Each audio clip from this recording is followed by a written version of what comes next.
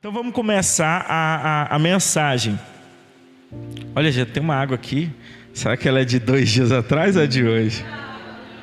É de hoje, né? Posso ver? Ah, amém. Deixa eu ver se não tem nenhum mosquito, né? Brincadeira, gente.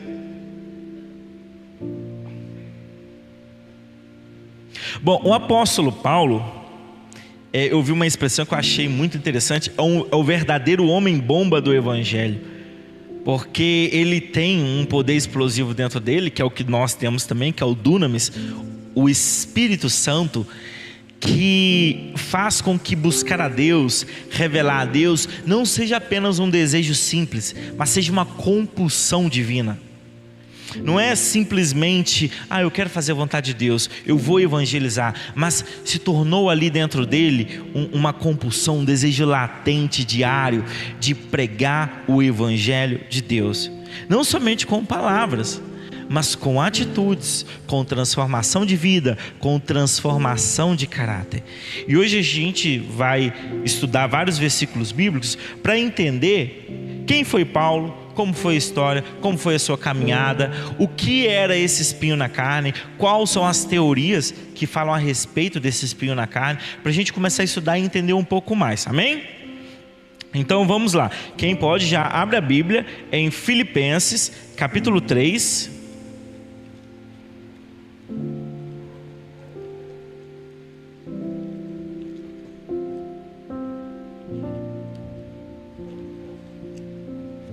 Filipenses capítulo 3, e a gente vai ler do versículo 3 ao 8, ok?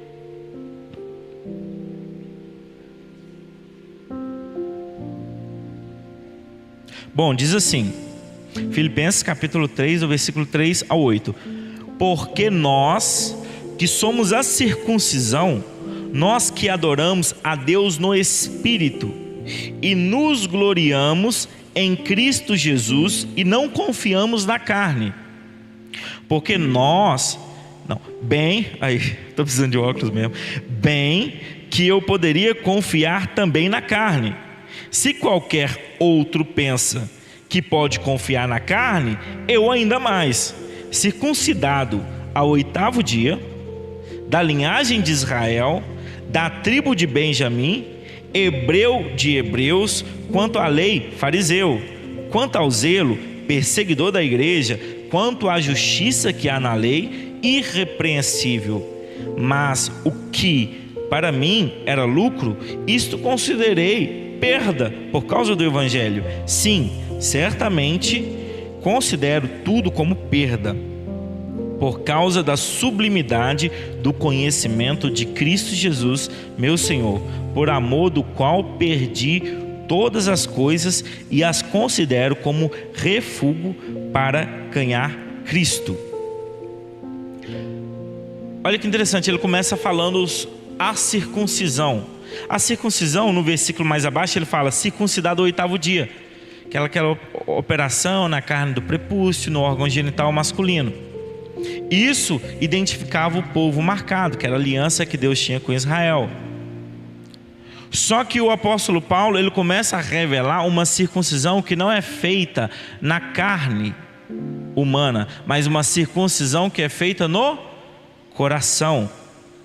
Aí ele fala, somos a circuncisão, nós que adoramos Deus no Espírito e gloriamos em Cristo Jesus e não confiamos na carne. Quando ele fala carne, ele está falando algo que dê valor humano. Por exemplo, algo que você herdou geneticamente. Meu pai foi corretor de imóveis, eu sou corretor de imóveis. Meu pai foi um bom negociador, um bom vendedor. Eu herdei essa capacidade de negociação dele. Então, é algo que eu herdei. E o que a gente tende a fazer com aquilo que nós herdamos ou adquirimos por esforço? Nos gabamos. Nossa, você viu a venda que eu fiz? Eu sou o cara. A gente faz isso. Quando o cara é muito bom de futebol, nossa, você viu como é que eu driblei? Eu sou FODA, entendeu?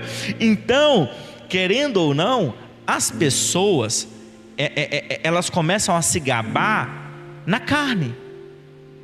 Eu sou um bom pregador, eu sou um bom ministro, eu sou um bom pianista, eu sou um bom violonista, porque elas começam a se gabar daquilo que elas alcançou por esforço, ou daquilo que elas herdaram geneticamente. Então quando ele fala assim, olha, não confiamos na carne, bem que eu poderia confiar. Aí ele começa a listar todas as características que ele tinha, seja ela herdada, seja ela conquistada com muito esforço. Aí ele começa a falar, circuncidado ao oitavo dia, ou seja, eu sou da linhagem, eu sou do povo que é marcado, que tem aliança com Deus, da linhagem de Israel, da tribo de Benjamim. E tanto é que o nome dele é Saulo. Saulo vem de Saul, o primeiro rei, que inclusive era da tribo de Benjamim. Então você vê que o nome de Saulo faz menção, talvez, né, é uma homenagem ao primeiro rei de Israel, e ele era da tribo de Benjamim, então pode ser um dos motivos que ele recebeu esse nome. Aí olha as 7 características: circuncidado ao oitavo dia, da linhagem de Israel, tribo de Benjamim, hebreu de hebreus. É como se ele estivesse falando, não sou igual ao povo brasileiro não, que é a mistura de índio, africano, português. É um povo miscigenado.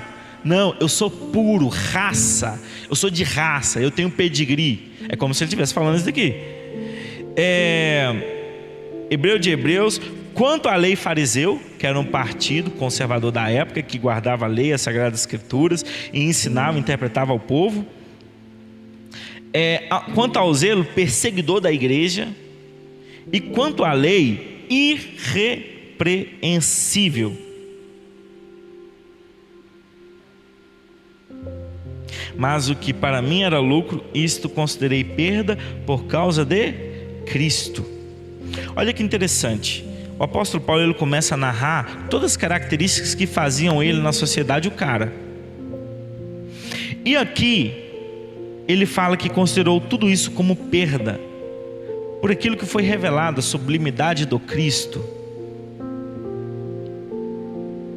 Ele fala que quanto à lei, ele era irrepreensível. Mas está aqui um homem que, perante as exigências externas, exterior, é irrepreensível.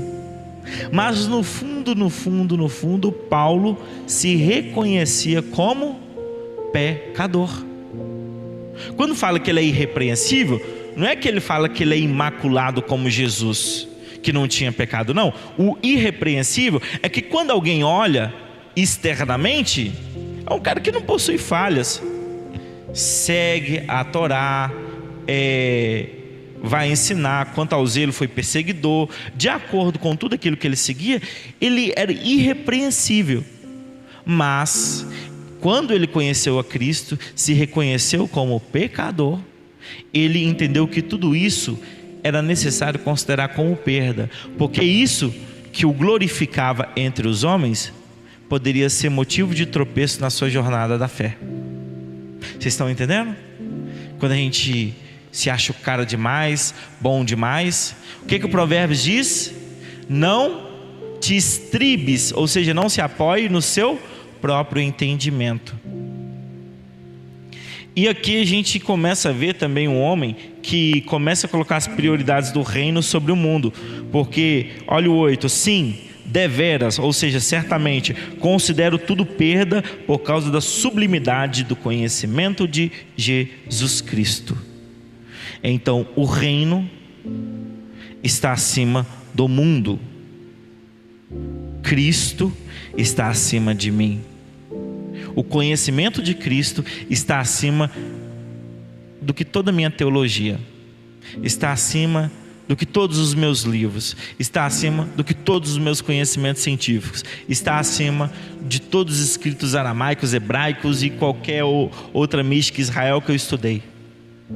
Então ele começa a estabelecer valores. Agora abra a Bíblia em Atos capítulo 7.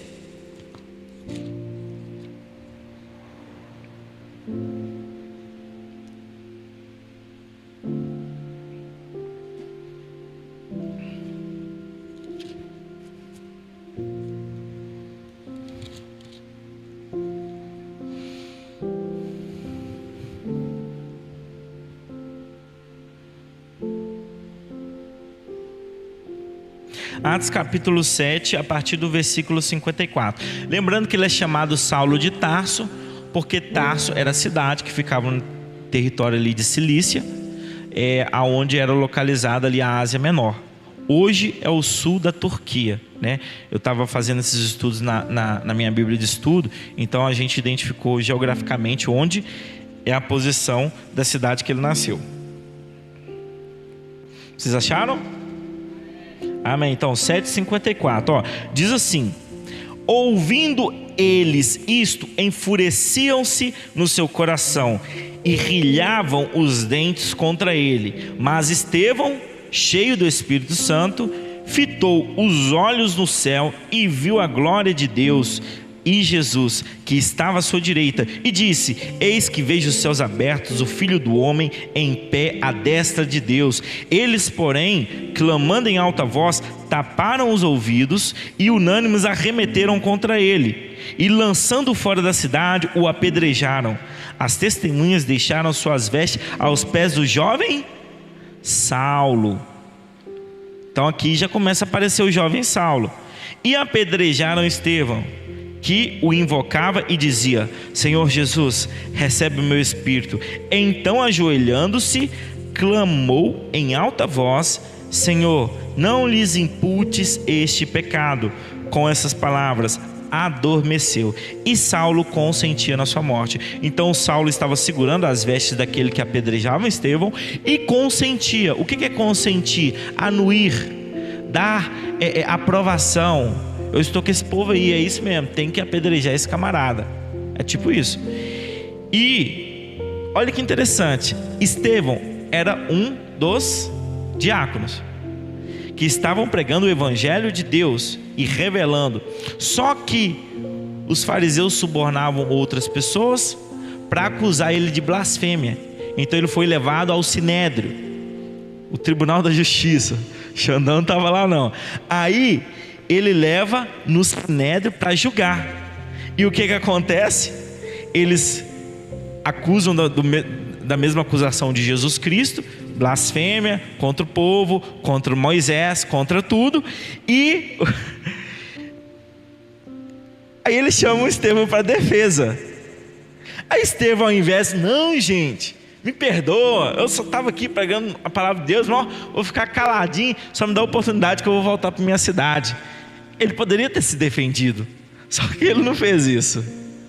Estevão, olha a mente de um homem louco por Jesus, de um homem apaixonado por Jesus. Ao invés dele se defender, ele viu que aquela era uma boa oportunidade de pregar o evangelho para o tribunal da justiça, para aqueles que estavam o inquirindo, para aqueles que o estavam desafiando, se opondo à fé. E Deus chamou Abraão, e Abraão, Isaac e Jacó, e o povo de Deus caminhava, e depois veio Jesus, e começou a fazer uma narração histórica da Bíblia.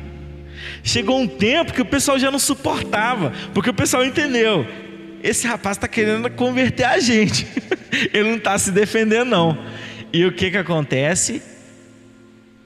Eles rilhavam os dentes, tapavam os ouvidos, proclamando blasfêmia, blasfêmia, e começaram a apedrejar. Só que nesse momento que eles começaram a apedrejar Estevão, ele teve uma visão de Jesus.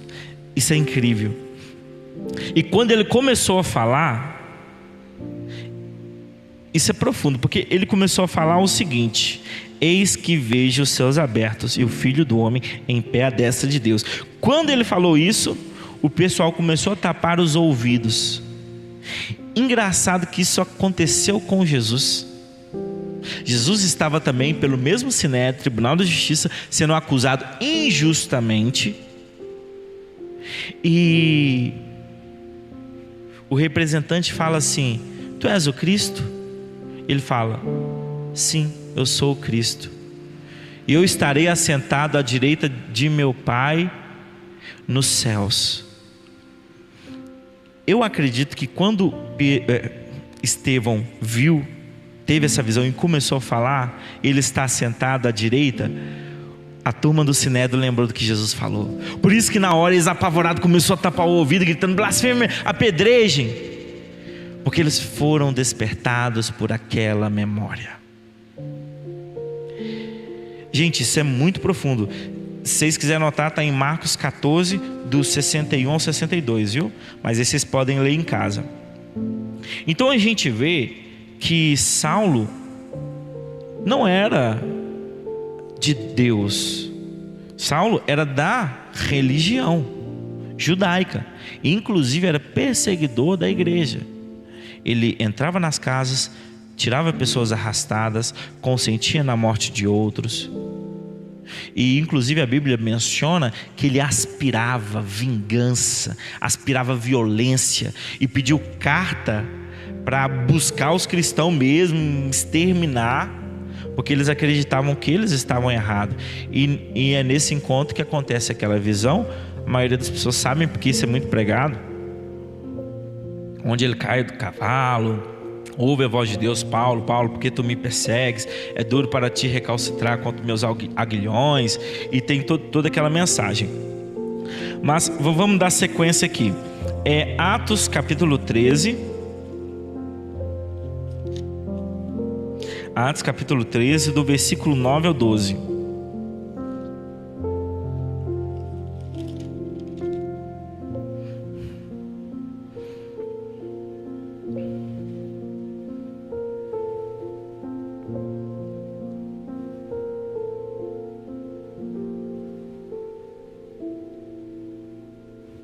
A gente vai entender a mudança de nome, porque muitas pessoas erroneamente acham que Deus mudou o nome de Saulo para Paulo, mas não foi Deus que mudou o nome de Saulo para Paulo, como aconteceu com Abraão para Abraão.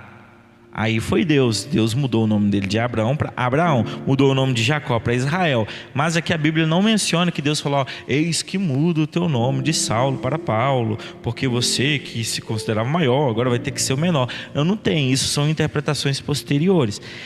Aqui a gente vai entender que o nome de Saulo, que está no hebraico, muda para Paulo, que é o mesmo nome, só que em grego, porque a narrativa que Lucas está escrevendo Paulo começa a fazer a primeira viagem missionária. E como a língua comercial era grego, então Lucas começa a se referir Saulo a Paulo. Então a gente vai entender que isso é mais uma questão histórica, de expertise de quem está escrevendo, para quem lê entender o porquê que aconteceu essa mudança. Está em Atos capítulo 13, do 9 ao 12. Diz assim: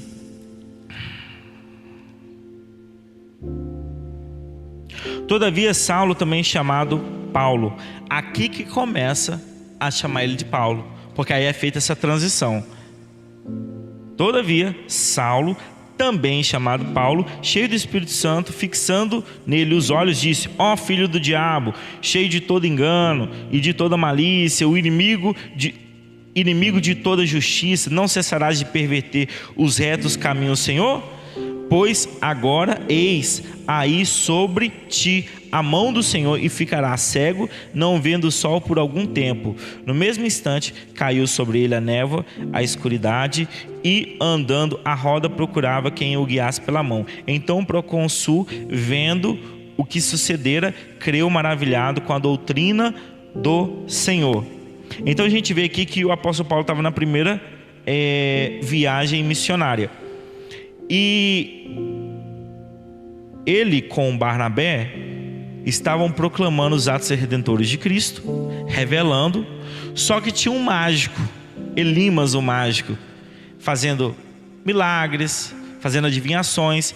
E toda vez quando o apóstolo Paulo aproximava, eu esqueci o nome do rapaz, está aqui, ó, do procônsul, que é Sérgio Paulo, isso, do procônsul Sérgio Paulo, o Elimas entrava no meio e tentava afastar ele dos caminhos do Senhor, para que o apóstolo Paulo não pregasse para ele.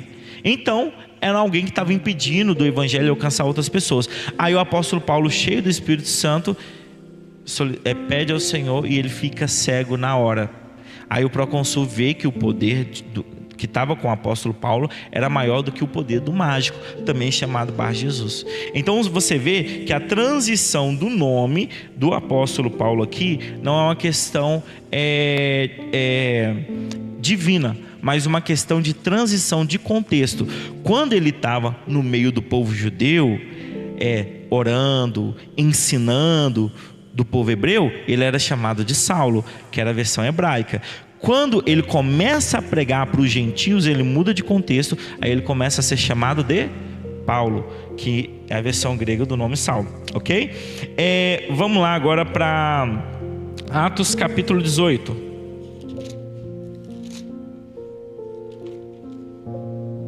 Atos capítulo 18, do verso 1 ao 4.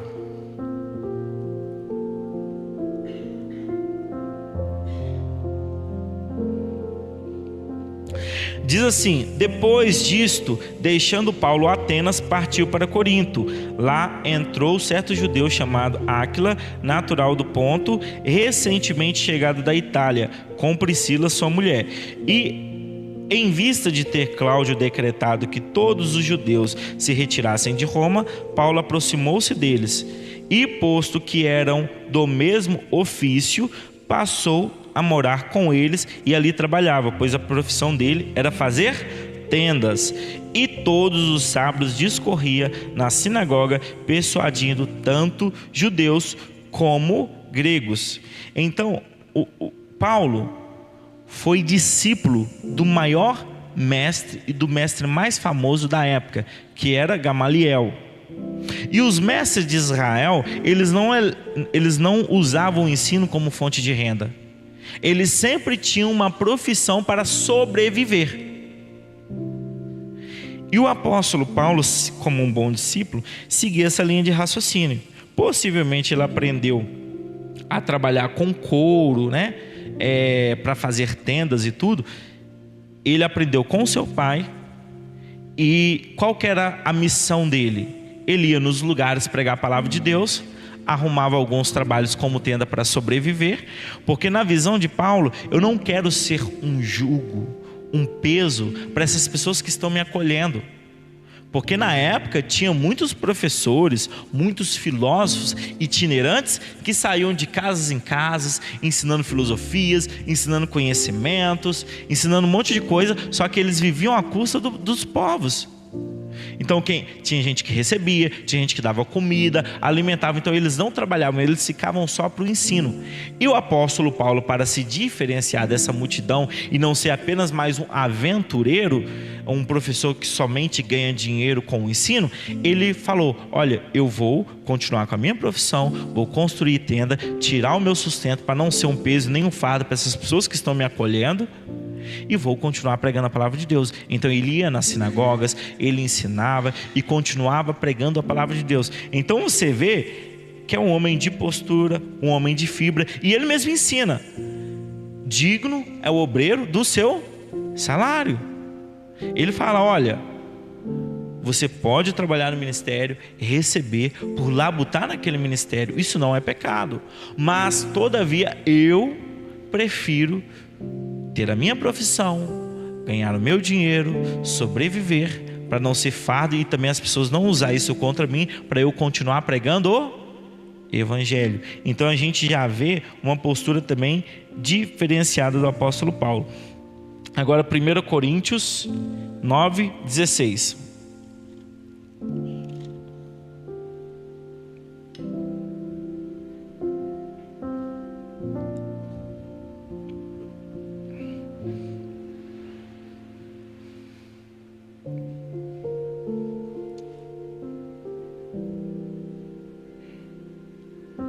Diz assim: se anuncio o evangelho, não tenho que me gloriar, pois sobre mim pesa essa obrigação, porque ai de mim se não pregar o evangelho. Então você percebe que ele entende que sobre ele existe uma grande responsabilidade. Aí eu te falo: e se no dia que o apóstolo Paulo for pregar, ele pecar? Ele deixa de pregar porque ele pecou? Ele deixa de anunciar porque ele errou? Não, sobre ele pesa a responsabilidade de pregar o evangelho. Um tropeço durante a jornada, um erro durante o discurso, não é justificativa para você parar a obra de Deus na sua vida. Então a gente vê que ele tinha essa compulsão divina de fazer a vontade de Deus. E não são os erros que o paravam, porque ele sabia que ele estava na jornada. Sede perfeitos como vosso Pai Celeste é perfeito. Mas é uma caminhada. Não é quando você aceita Jesus e do nada se torna perfeito. Porque o evangelho é revelado através dos imperfeitos. Ninguém é perfeito. Então você percebe que o apóstolo Paulo pesava sobre ele essa responsabilidade. E ele fala ainda mais. É 1 Coríntios 11:1. Sede meus imitadores, como também sou de Cristo. Me imitem como. Você viu que ele colocou Cristo? Ele não falou, galera, pode me imitar, que eu sou o cara. Não, ele falou, me imitem como sou de Cristo. O que ele quer dizer com isso? Quando eu estiver agindo na carne, por favor, não me imitem. Quando eu estiver seguindo o Cristo, me imitem. Sede meus imitadores como quando sou imitador de Cristo. Porque existe, infelizmente, uma grande idolatria em relação aos homens de Deus, como se eles fossem pessoas perfeitas, santos de altíssimo nível, inatingíveis, sendo que a Bíblia ela é revelada por homens imperfeitos. Tem muitas pessoas que idolatram personagens bíblicos, idolatram a própria Bíblia, muitas das vezes condenam, o catolicismo por adorar santos, essas coisas, mas colocamos a Bíblia como um alvo de idolatria. E lembrando, a Bíblia não é a palavra de Deus. A Bíblia contém a palavra de Deus. A Bíblia contém a palavra de Deus. Quem é a palavra de Deus se não é a Bíblia? Jesus. Aí eu te falo, o apóstolo João que seguia Jesus leu Mateus? Leu Marcos? Leu Lucas? Nem tinha sido escrito na época, mas eles estavam lendo aquela carta viva que andava diante dos olhos dele, Jesus Cristo. Ele é o verbo que se fez carne. Ele é a palavra de Deus. Aqueles homens, a maioria dos 12, não tinha muito conhecimento da Torá, nem os antigos. Paulo sim, era um erudito que lia, foi treinado, mas a maioria, uns eram pescadores. O que tinha mais conhecimento, parece até contraditório, e ciência das escrituras, tinha conhecimento de profecias e tudo, era Judas, o que traiu Jesus. Os demais eram bem simples em relação ao conhecimento. Então o que eles poderiam ler é a palavra viva encarnada diante deles. E por isso que eles narraram e escreveram tudo o que viram. Então, eu vou ser transformado se eu ler a palavra de Deus. Não. Muitos ateus leem isso de cabo a rabo e não são transformados. Muitas pessoas usam para criar heresias. Por isso que a gente não pode ter essa idolatria de falar a Bíblia é a palavra de Deus. Não, contém a palavra de Deus. Porque aqui tem uma passagem que fala assim: Judas saiu para suicidar. Isso é a palavra de Deus ou a narração de um fato histórico? A narração de um fato histórico. Então a gente tem que começar a ter essa visão um pouco mais crítica quando lê a Bíblia. Porque senão, todo mundo que está aqui, a gente acha que os caras é ídolo. Apóstolo Paulo, daqui a pouco a gente vai ver, é cheio de falhas, coisas que destoam do que Jesus ensina. Está aqui. E por que Deus não oculta isso da Bíblia? Para mostrar para a gente que Ele revela a pessoas imperfeitas. Se Ele revelou para esses imperfeitos, Ele revela para mim e para você. Ele pode falar comigo e com você. Ele pode colocar eu e você na missão dele. Amém? Vamos lá, por que Paulo foi considerado um apóstolo? Inclusive tem essa discussão. Os 12 apóstolos, eles foram considerados apóstolos, tudo bem. Eles tinham as credenciais apostólicas. Mas o apóstolo Paulo veio depois. Ele não viveu com Cristo. Por que ele foi considerado um 13º apóstolo? Aí eu te falo, porque ele possuía todas as credenciais apostólicas. Vamos entender quais são? Primeira, ele viu o Cristo reto. Quem depois de Cristo ter morrido viu ele pessoalmente? Você viu? A gente vê Cristo se manifestando na vida da irmã, do irmão. A gente vê as manifestações dele nas relações interpessoais. Mas quem viu ele? O apóstolo Paulo viu. Segunda credencial apostólica, ele foi comissionado pelo próprio Cristo. Quando Jesus comissionou os 12 apóstolos, ele falou: ide pregar o evangelho, fazei discípulos de todas as nações.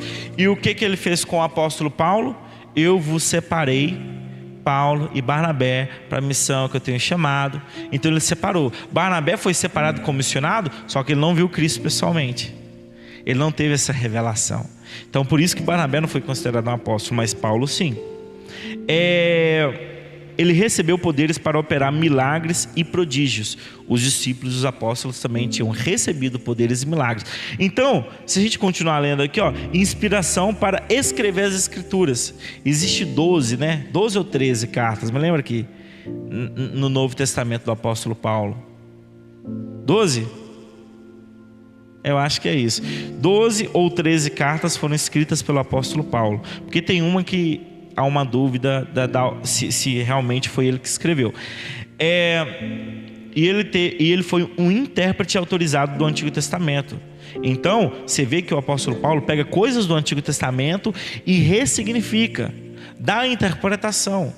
Quem que é autorizado para fazer isso? Os apóstolos. Então o apóstolo Paulo foi considerado como 13º apóstolo justamente por isso. Ele tinha todas as credenciais apostólicas.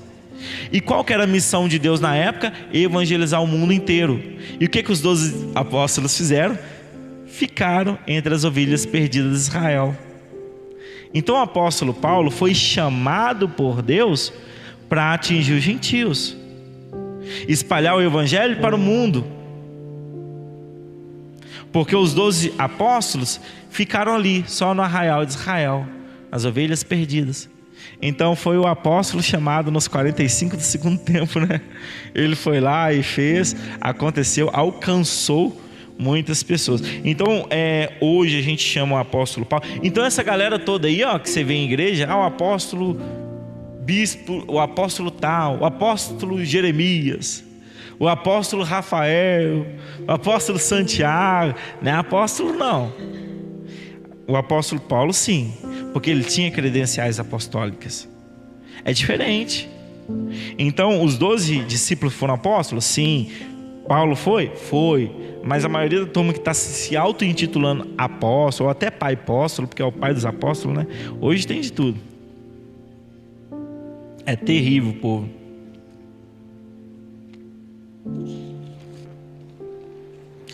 Agora vamos ver alguns tropeços do apóstolo Paulo. Como ser humano, ele não era perfeito. Atos 15, 36, 40. Quem quiser abrir, pode abrir. Quem não quiser abrir, só prestar atenção. Atos 15, 36 ou 40. Aqui na segunda viagem missionária, separação entre Paulo e Barnabé. Atos 15, 36, 40. Alguns dias depois, disse Paulo a Barnabé: voltemos agora para visitar os irmãos por todas as cidades nas quais anunciamos a palavra do Senhor, para ver como passam. E Barnabé queria levar também João, chamado Marcos, mas Paulo não achava justo levarem aquele que se afastara desde a Panfilha, não o acompanhando no trabalho. Houve entre eles tal desavença que vieram a separar-se. Então Barnabé, levando consigo Marcos, navegou para Chipre. Mas Paulo, tendo escolhido Silas, partiu encomendado pelos irmãos à graça do Senhor. Numa das viagens missionárias, João Marcos abandonou a turma lá. Não sei se foi medo, o que aconteceu, mas abandonou. E Paulo ficou ressentido com isso. Quando Barnabé, não vamos chamar o João Marcos para ser um cooperador desse ministério, nos ajudar. Não, ele nos abandonou, por que a gente vai chamar ele? Aí a contenda, a desavença foi tão grande, então Barnabé ali já tinha perdoado, manifestando amor, acolhendo João Marcos novamente, o apóstolo Paulo possivelmente não. E se você olhar, é muito interessante, eu vou abrir aqui a Bíblia, não precisa abrir, viu? João 21.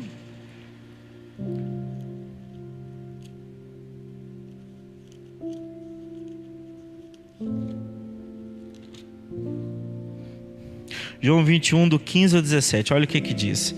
Depois de terem comido, perguntou Jesus a Simão Pedro: Simão, filho de João, ama-me mais do que os outros? Ele respondeu: sim, Senhor, tu sabes que eu te amo. Ele disse: apacenta meus cordeiros. Tornou a perguntar pela segunda vez: Simão, filho de João, tu me amas? Ele respondeu: sim, Senhor, tu sabes que eu te amo. Disse-lhe Jesus: pastorei minhas ovelhas. Pela terceira vez Jesus perguntou: Simão, filho de João, tu me amas?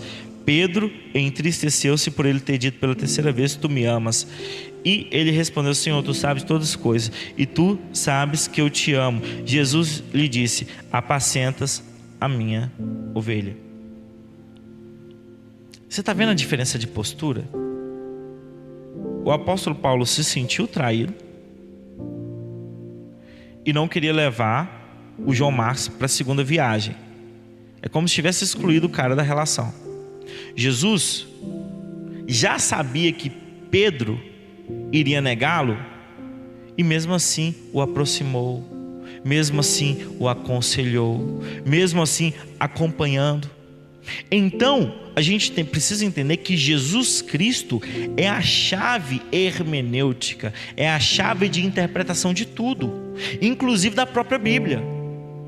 Então eu vou interpretar a ciência à luz de quem? Do Cristo. Eu vou interpretar Moisés à luz de quem? Do Cristo. Porque senão eu vou começar a apedrejar mulheres adúlteras. Inclusive eu vou interpretar o apóstolo Paulo à luz de Cristo. Eu vou interpretar o apóstolo João à luz de Cristo, porque eles são imperfeitos e falhos como eu e você. Senão a gente coloca os caras num pedestal e começa a idolatrá-los. Tem muitas pessoas que idolatram o apóstolo Paulo. Uma coisa é admirar. Nossa, o apóstolo Paulo, com certeza ele atingiu muito mais do que todos os 12 apóstolos juntos. Ele tinha dupla cidadania, trilíngue, falava latim, grego, e levou o evangelho em um outro patamar. Então ele é alvo de admiração, mas não de idolatria. Então devemos saber separar as coisas. Vamos lá, segunda coisa, confronto com Pedro. A gente vê aqui, Gálatas 2, 11 e 14.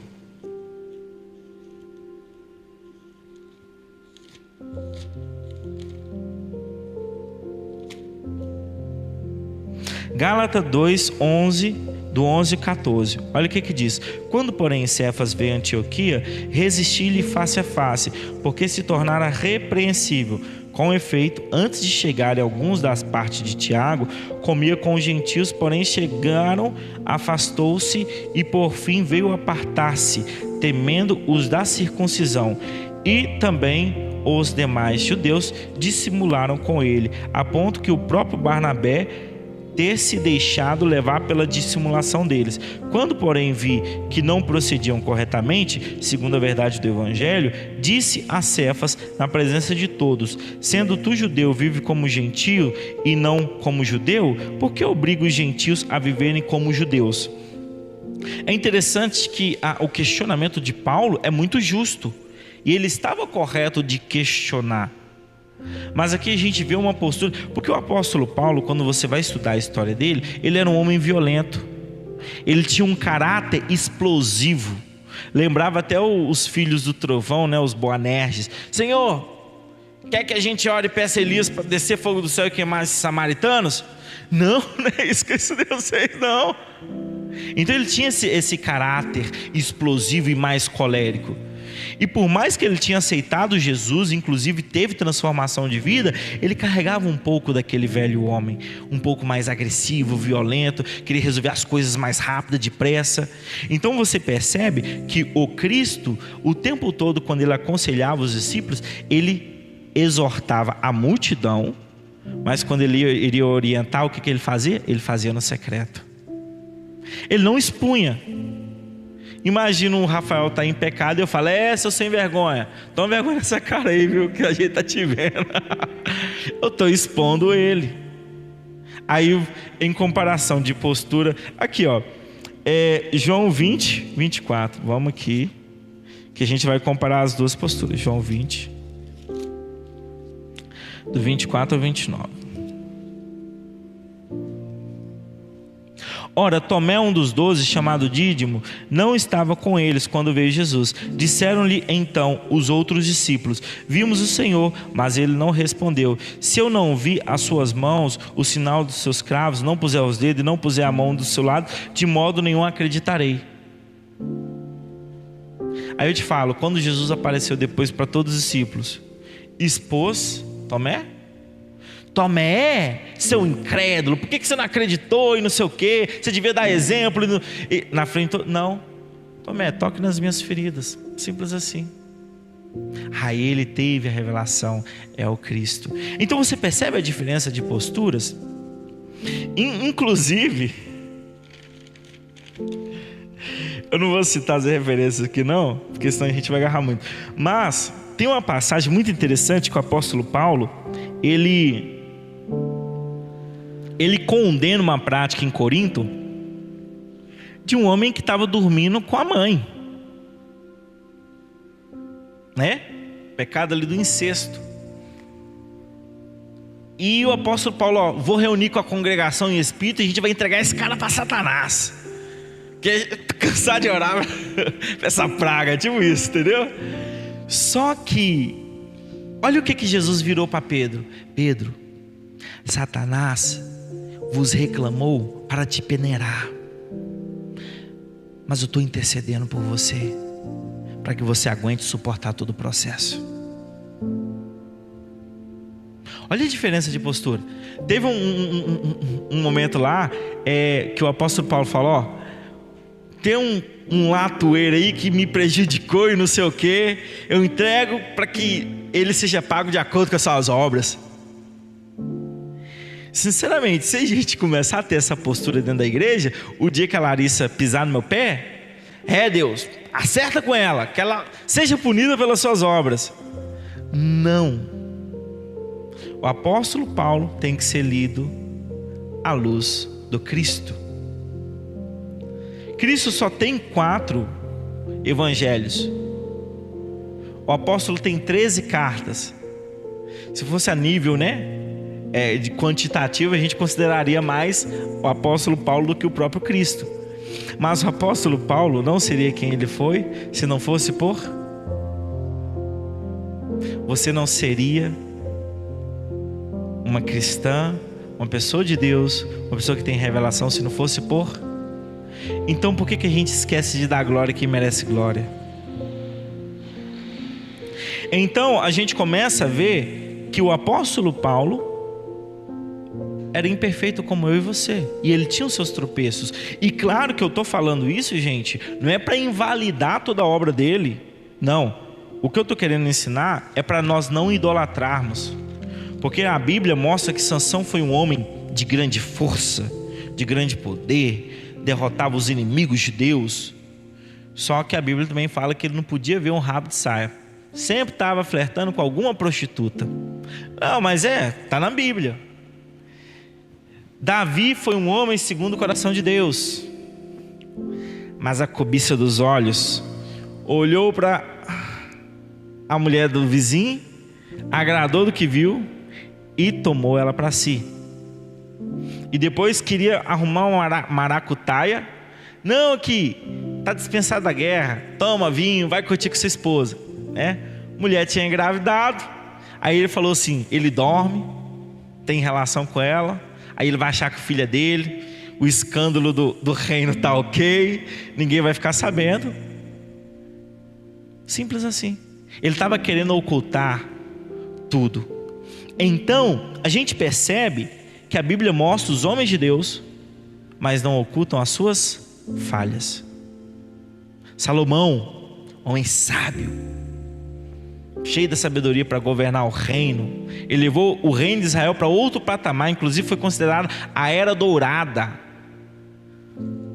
mas tinha suas fragilidades humanas.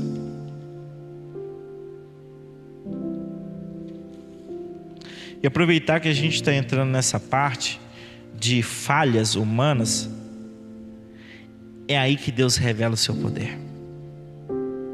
A falha humana é por onde Deus entra, é por onde Deus se revela. 2 Coríntios 12,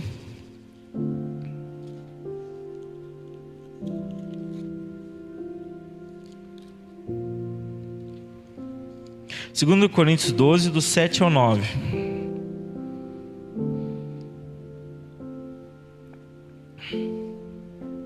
Lembrando, eu sou um grande fã de Paulo, mas Jesus é incrível.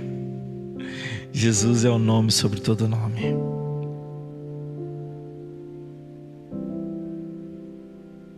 Segundo Coríntios 12, do 7 ao 9. E para que não me soberbecesse com a grandeza das revelações, ou seja, Deus já sabia que o apóstolo Paulo tinha uma tendência, talvez narcisista, de se gloriar por todo o seu aparato, por todo o seu conhecimento. E para que não me soberbecesse com a grandeza das revelações, foi-me posto, ele não tinha, foi colocado, presentinho de Deus aí para você, meu amigo, foi-me posto um espinho na carne, mensageiro de Satanás, para me esbofetear, a fim de que não me exalte. Eu não sei vocês, mas eu gosto de pensar que quem permitiu que tudo isso acontecesse foi o próprio Deus. Assim como em Mateus 4 fala que Jesus foi levado pelo Espírito para ser tentado. Não foi Satanás que o levou, foi o Espírito. Ele precisava ser aprovado. Moisés, quando ia lá falar, liberta o povo, Faraó, pelo amor de Deus.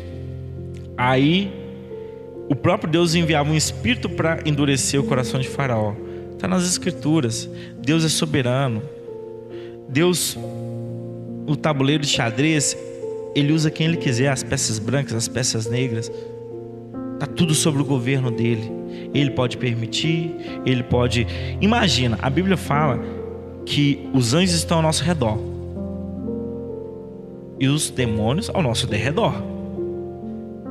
Então, se tem anjos ao nosso redor, o que nos atinge é permitido por quem? Por Deus. Então, esse espinho, eu gosto de pensar que o próprio Deus permitiu. Olha, Paulo, sua missão está incrível, meu filho, e eu estou amando o que você está fazendo. Só que eu estou percebendo lá no fundinho do seu coração uma leve inclinação. Toma um presente aí. Por causa disto, 3 vezes pedi ao Senhor que o afastasse de mim. Então ele me disse: a minha graça te basta, porque o poder se aperfeiçoa na fraqueza. De boa vontade, pois mais me gloriarei nas fraquezas, para que sobre mim repouse o poder de Cristo. Pelo que sinto prazer nas até aí, até o 9. Isso me lembra da oração de Jesus no jardim do Getsêmani. Pai, afaste de mim este cálice. Filho, você precisa completar a missão. Continue. Vamos colocar como se fosse o espinho, né?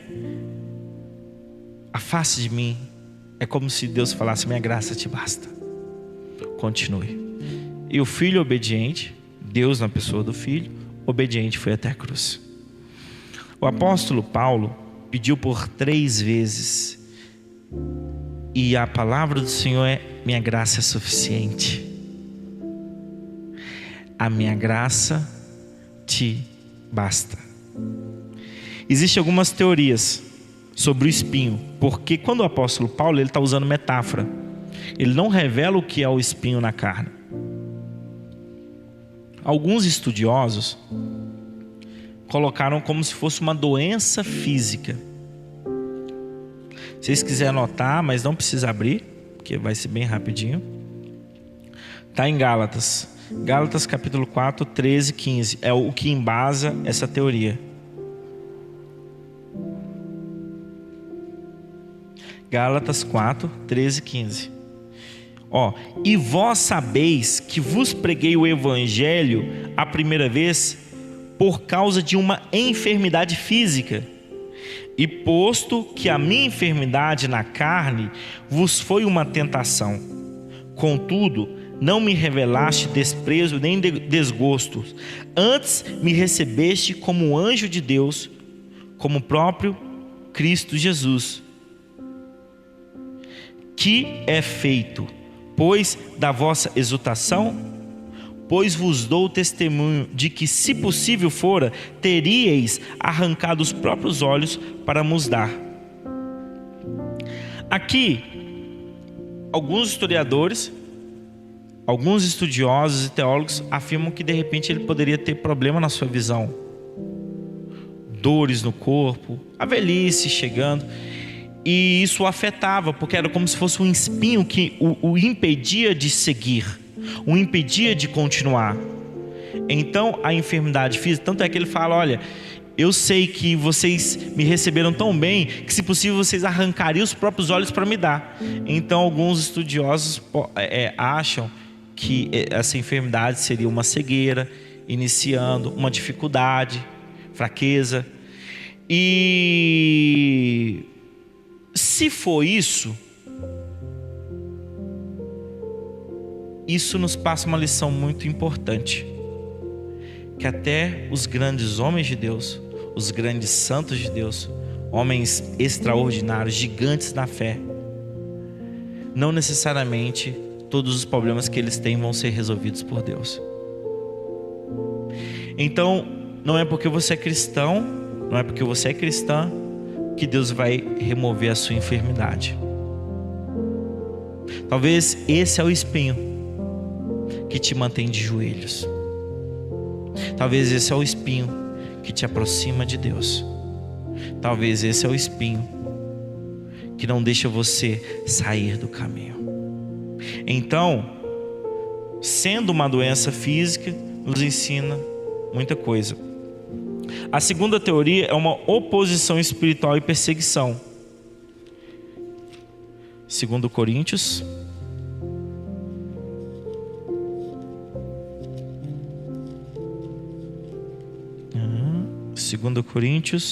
11, do 23 ao 28.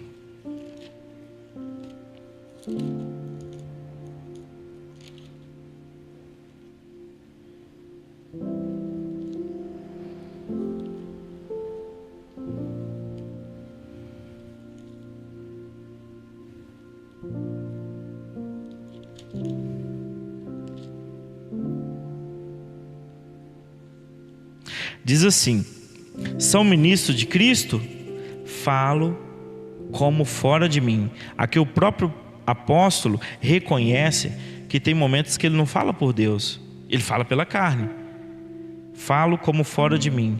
Eu ainda mais em trabalhos, muito mais em prisões, em açoites sem medidas, em perigo de morte muitas vezes, 5 vezes recebi dos judeus uma quarentena de açoites, menos um. Fui 3 vezes fustigado com varas, 1 vez apedrejado, em naufrágio 3 vezes, 1 noite e 1 dia passei na voragem do mar, em jornadas muitas vezes em perigos de rios, salteadores. Então você percebe que o apóstolo Paulo começa a descrever, durante a jornada de pregação dele, revelação do Cristo, muitas dificuldades. Ele foi apedrejado, foi açoitado. Açoite é um instrumento de tortura utilizado pelos romanos, que era fatal, assim como Cristo também foi açoitado. Então alguns acreditam que essa oposição é como se o apóstolo Paulo fala: Deus,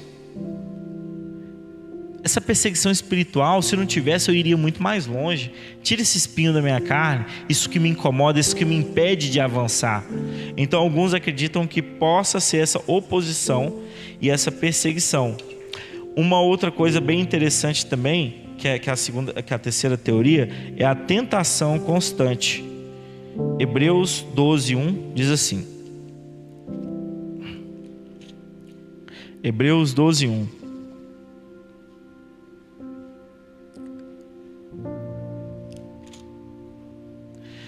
Portanto, também nós, visto que temos a rodear-nos tão grande nuvem de testemunha, desembaraçando-nos de todo o peso e do pecado que tenazmente nos assedia, corramos com perseverança a carreira que nos está proposta. Quando ele fala pecado que tenazmente, tenaz é aquilo que gruda, né? Aquilo que é resistente, difícil de sair. Então aquilo que gruda te acompanha. Somos rodeados por nuvens de testemunha e um pecado que diariamente, tenazmente nos assedia. Então, essa teoria diz o seguinte, que a revelação do espinho na carne possa ser algum tipo de falha, algum tipo de tentação que não é revelado o que é, traz algumas dificuldades, alguns constrangimentos, alguns ataques psicológicos, justamente o que às vezes a pessoa se sente incapaz de fazer ou se julga imperfeito. E se for isso, o espinho na carne de Paulo também nos passa um grande ensino, que este pecado que tenazmente te assedia, que gruda, que é difícil de retirar, vamos colocar, o pecado de estimação, aquele que nasceu, desenvolveu, cresceu junto com você, é isso que te mantém de joelhos, e é os joelhos que te mantém de pé. Eu não sei, meu irmão, se o seu espinho na carne, a sua luta, é alguma adversidade, se é alguma enfermidade física, se é alguma oposição ou perseguição espiritual, porque todo mundo tem sua luta. Uns estão lutando contra a compulsão alimentar, outros estão lutando contra a fofoca, não consegue ficar com a língua dentro da boca. Outros estão lutando contra a inveja, sempre desejando aquela cobiça por algo alheio, seja o carro, seja a riqueza, seja a mulher, seja o homem. Eu não sei, mas é por essa falha, é por essa fissura que Deus entra e te mantém de pé. Ah, Mateus, você está falando que o pecado ele é permitido por Deus, Deus aprova? Não, não é isso que eu estou falando. Mas o ser humano infelizmente tem essa leve tendência de, quando acerta demais, se achar o cara. Quando ele tropeça, ele reconhece a sua insignificância perante Deus. E talvez esse possa ser o seu espinho na carne, aquilo que te joga no chão, mas te mantém de joelho, e é o joelho que te mantém de pé. Aí eu te faço uma pergunta: se tivesse tudo bem na sua vida, sem enfermidade, sem tentação, sem dores, sem adversidades, você estaria de joelhos?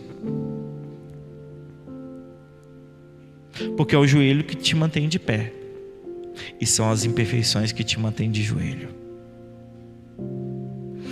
Então o convite de Deus é se revelar a pessoas imperfeitas como eu e você, para que entendamos que o Cristo está sendo construído dentro de nós e que cada dia é cada dia.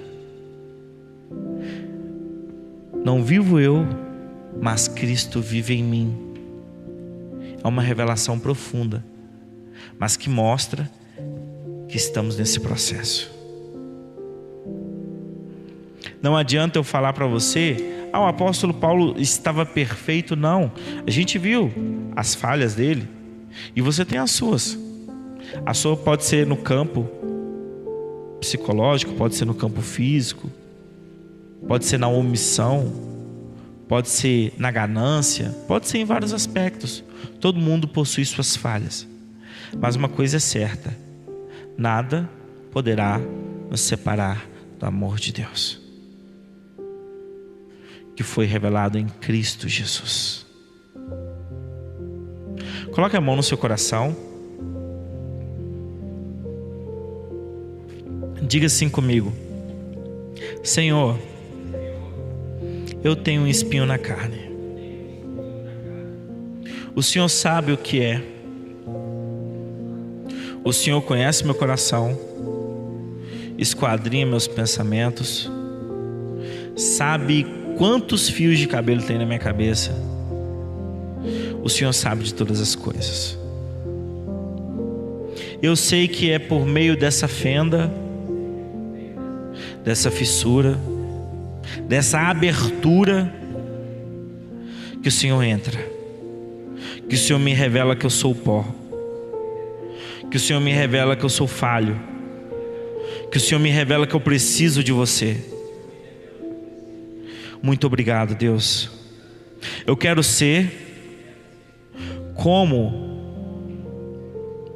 o publicano e não como aquele fariseu que orava no monte.